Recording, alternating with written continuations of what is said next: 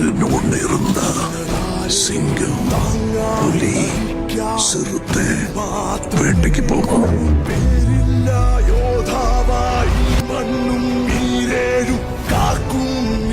காலையில விடியல பார்க்க போறது யாருங்கிறத இயற்கை தான் முடிவு பண்ணும்.